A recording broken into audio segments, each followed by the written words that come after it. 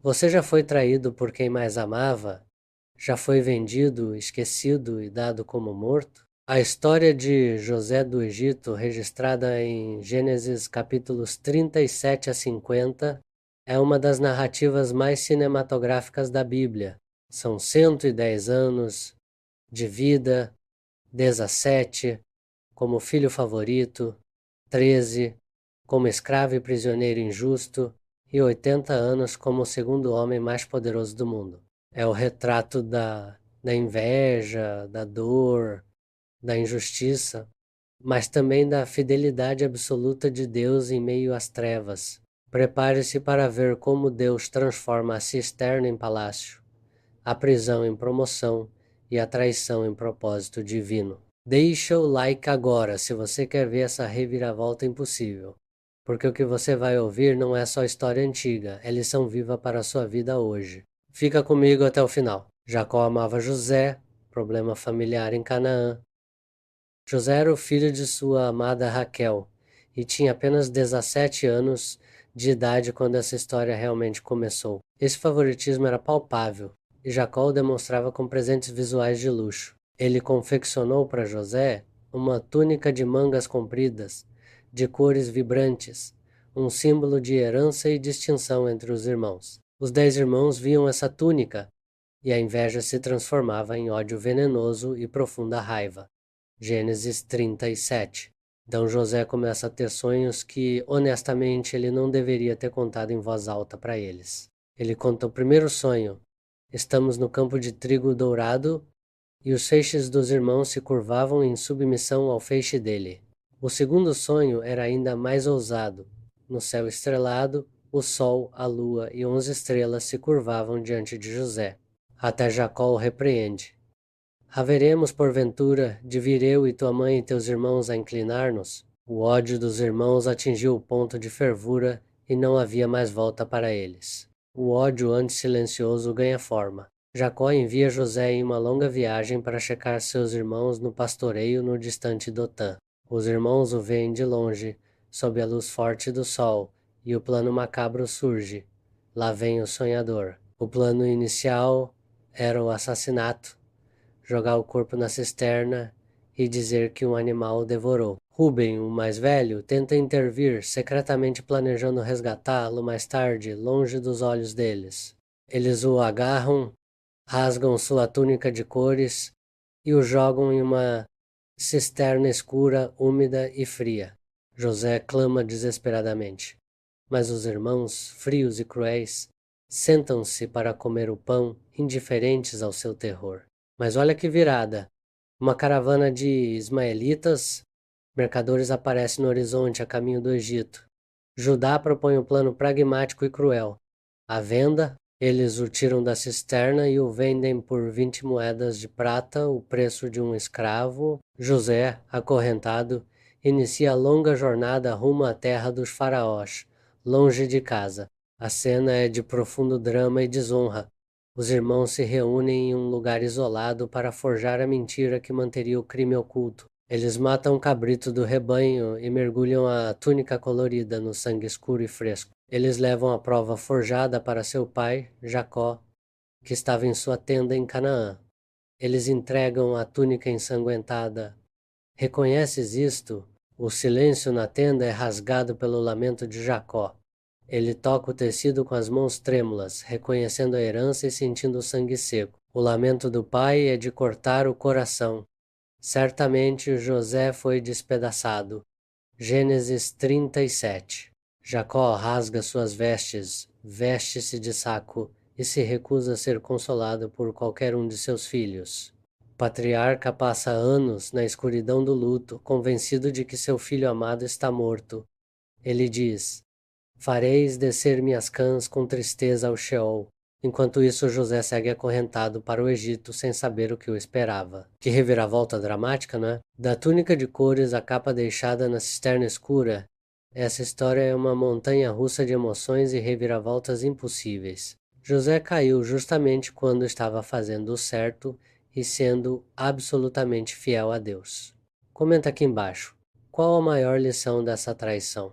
O Deus de José transforma cisterna em palácio.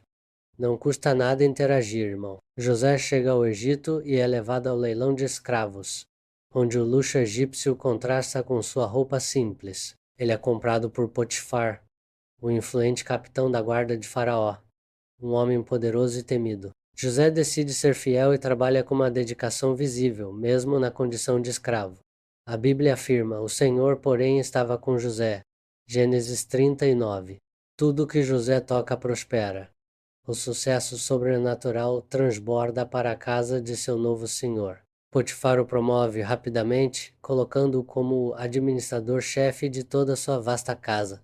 A bênção de José é tão poderosa que Potifar não se preocupa com mais nada, exceto o pão que ele próprio comia. José era um homem formoso, de belo porte agradável à vista, o que atrai um perigo inesperado. A esposa de Potifar inicia o assédio, e o pedido é frequente, quase diário: deita-te comigo. Mas a fidelidade de José não é negociável. Ele se recusa com argumentos morais e espirituais. Como, pois, faria eu este tamanho mal e pecaria contra Deus? Gênesis 39. O dia crítico chega. A casa estava vazia, e a mulher o agarra violentamente pela capa, exigindo que ele cedesse. José foge, deixando sua capa nas mãos dela, optando pela liberdade de consciência em vez do pecado. A inversão cruel, a vítima vira acusada.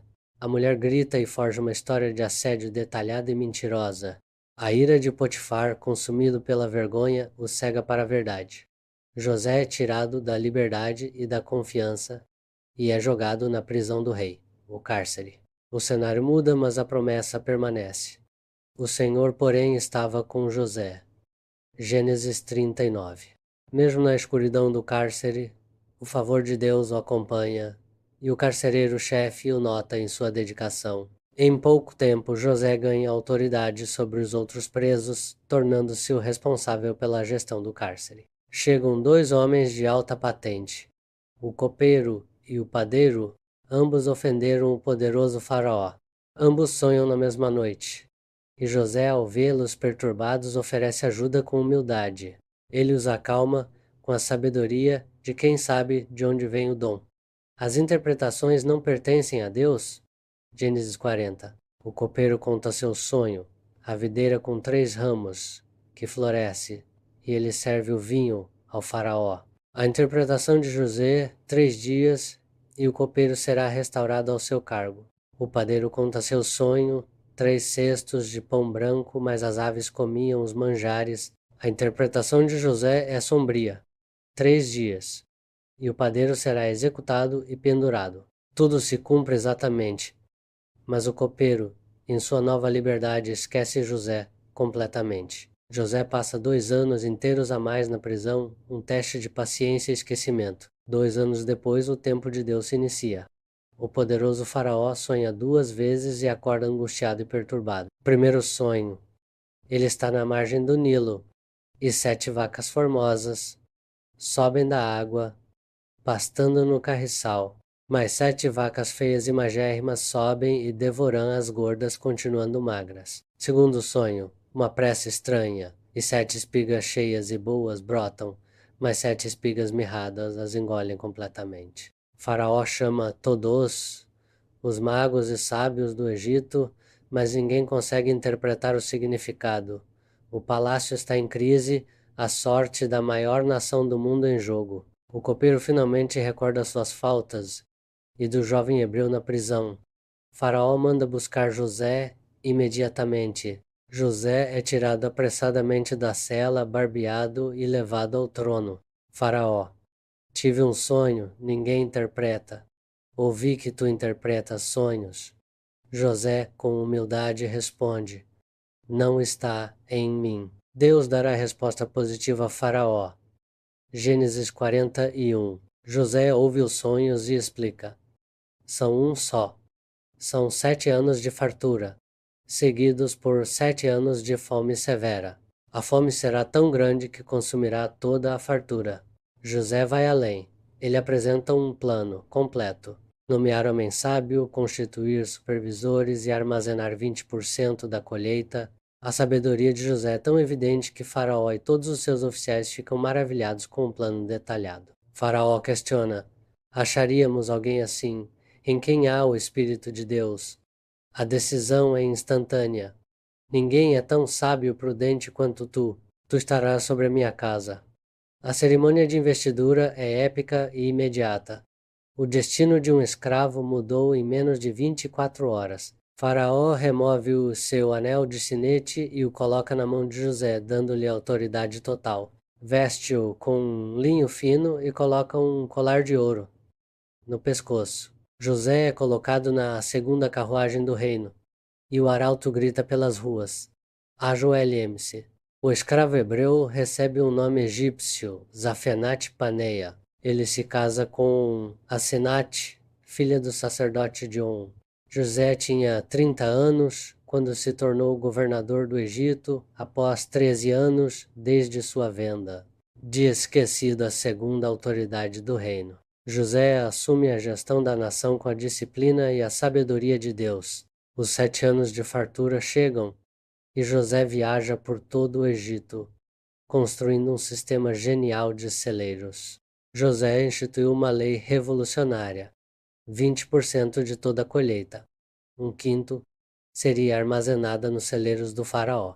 Ele construiu celeiros gigantes em cada cidade do Egito, estrategicamente posicionados. José viajou pessoalmente por toda a nação, supervisionando o armazenamento e a logística. O sistema era tão eficiente que o trigo acumulado se tornou como a areia do mar, sem medida possível.